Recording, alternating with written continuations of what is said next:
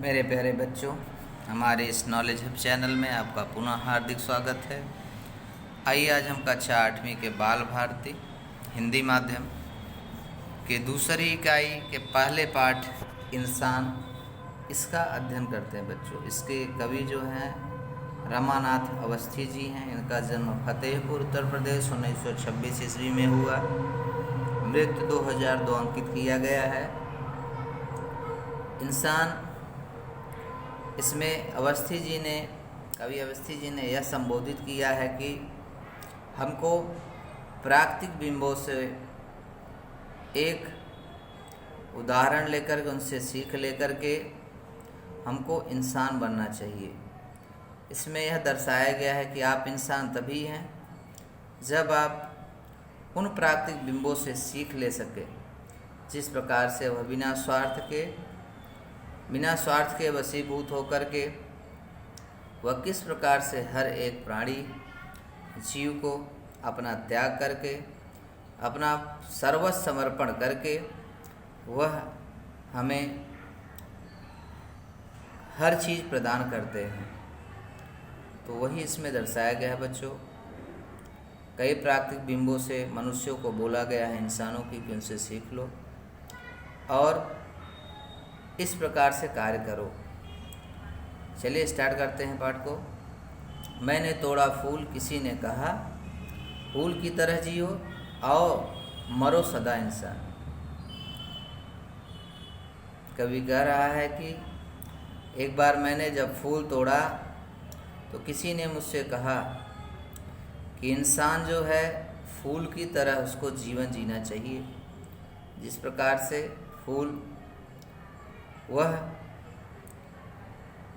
सुगंध के माध्यम से भले उसे तोड़ लिया जाए लेकिन तब पर भी वह पूरे वातावरण को सुगंधित करता रहता है।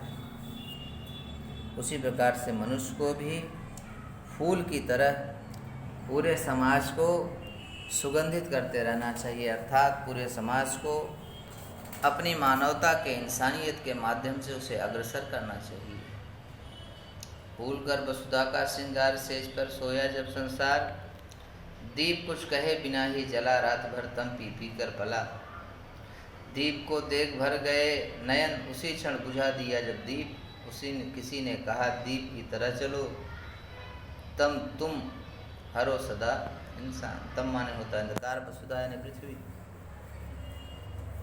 भूल कर वसुधा का श्रृंगार, सेज पर सोया जब संसार। जब पूरा संसार जो है सो जाता है गहरी निद्रा में, तब दीपक जो है पूरे वसुधा का श्रृंगार करता है। पूरे वसुधा के अपने दिए के माध्यम से, अपने प्रकाश के माध्यम से पूरे पृथ्वी को जगमगाता है। रात को वह चांदनी से भर देता है, प्रकाश से भर देता है, तम को पी जाता है, अंधकार को पी जाता है। उसी प्रकार से इसमें इंसान को दीपक के माध्यम से कहा गया है कि दीपक की तरह तुमको भी जलना चाहिए। तुमको भी संसार में जो पीड़ा है, दुख है, अपने प्रकाश के माध्यम से, अपने कार्यों के माध्यम से उसे दूर करना चाहिए। यहाँ पे देखिए बच्चों, इस कविता में कवि ने जो है प्राकृतिक बिंबों का उदाहरण और तुलना किया है मनुष्यों से, इंसानों से। रात से कहने मन की बात, चंद्रमा जागा सारी रात, भूमि की सूनी डगर बिनिहार, डाल आंसू चुपके दो चार, डूबने लगे नखत बेहाल, उसी क्षण छिपा गगन में चाँद। किसी ने कहा चाँद की तरह जलन तुम हरो सदा इंसान। इसमें इस पद में कवि ने कहा है कि चंद्रमा जिस प्रकार से अपनी चांदनी के माध्यम से रात को जो है प्रकाशित कर देता है, लोगों के दुख दर्द ताप को जो है हर लेता है, उसी प्रकार से मनुष्यों को भी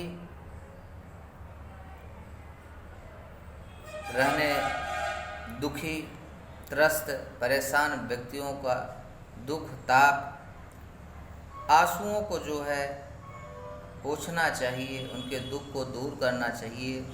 जिस प्रकार से चंद्रमा जो है शीतलता प्रदान करता है, सभी दुख को धर लेता है, सभी प्राणियों, जीवों को जब वह निकलता है, उसी प्रकार से इंसान को भी इस प्रकार से सीख लेनी चाहिए। सांस सी दुर्बल लहरे पवन ने लिखा जलद को लेख, पपीहा की प्यारी आवाज हिलाने लगी इंद्र का राज। धरा का कंठ सींचने हेतु उसी क्षण बरसे झुक झुक में, किसी ने कहा मेघ की तरह प्यास तुम हरो सदा इंसान। यहाँ पे बादल से जलद यानी बादल, पवन यानी हवा, पपीहा जो होता है, जो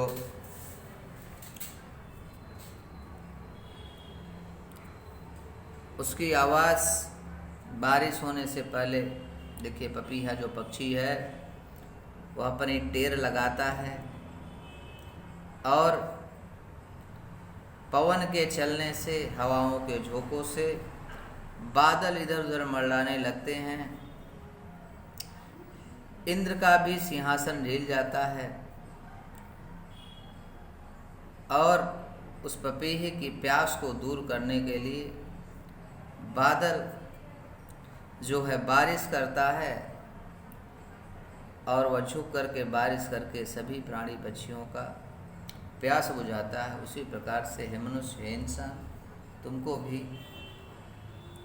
इन प्राकृतिक बिंबों से सीख लेकर के लोगों का उद्धार करना चाहिए, इंसानों से प्रेम करना चाहिए, उनके दुख तकलीफ को समझना चाहिए, उनकी दुर्बलता को नहीं, उन्हें सबल बनाना चाहिए, उन्हें न कि दुर्बल बनाएं। इस प्रकार से जो है बच्चों, इस पाठ में कवि ने सीख दिया है कि मानवता, इंसानियत बहुत ही ज़रूरी होती है, अवस्थी जी ने बताया है। तो बच्चों ध्यानपूर्वक इसको पढ़िए। अगर हमारे इस चैनल को आपने सब्सक्राइब नहीं किया तो सब्सक्राइब ज़रूर करें, शेयर करें ज़्यादा से ज़्यादा एक दूसरे के बीच। तो आज के लिए इतना है बच्चों, धन्यवाद।